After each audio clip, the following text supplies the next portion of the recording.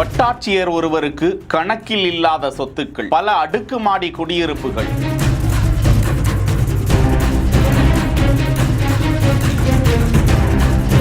வீட்டிலிருந்து எடுக்க எடுக்க வரும் பணக்கட்டுக்கள். இன்னும்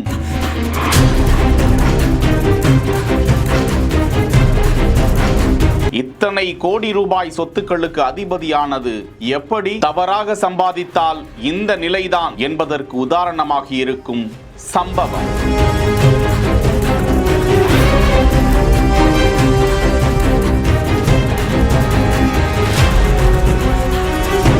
ஒடிஷா மாநிலம் பாராங் மாவட்டத்தில் கூடுதல் வட்டாட்சியர் ஜிதேந்திரகுமார் பாண்டா.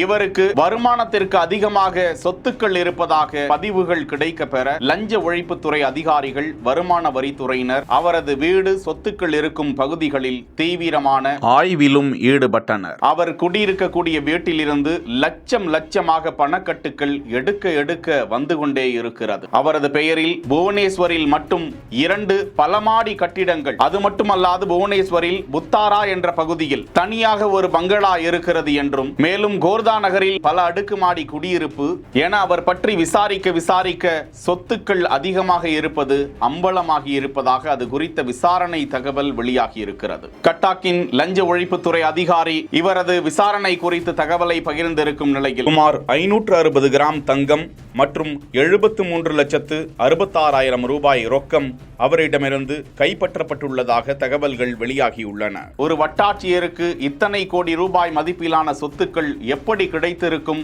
அவர் லஞ்சம் பெற்று இதனை சம்பாதித்தாரா என்ற கோணத்தில் விசாரணை நடந்து வருவது பேரதிர்ச்சியை ஏற்படுத்தியிருக்கிறது. செய்திகளை உடனுக்குடன் தெரிந்து கொள்ள பிஹைண்ட் வுட்ஸ் நியூஸ் வாட்ஸ்அப் சேனலுடன் இணைந்திருங்கள். பிஹைண்ட் வுட்ஸ் பெருமையுடன் தயாரித்து வழங்கும் மூன்வாக் மியூசிக்கல் நைட் ஜனவரி 4 ஞாயிறு மாலை 4 மணி அளவில் சத்யபாமா யூனிவர்சிட்டி சென்னையில் நடைபெற உள்ளது. உங்கள் டிக்கெட்ஸை book my show, district ticket 9 மற்றும் கினாஃபலில் ஸ்கிரீன்ல தெரிகிற வாட்ஸ்அப் நம்பர், வெப்சைட் மூலமாக புக் செய்வோம்.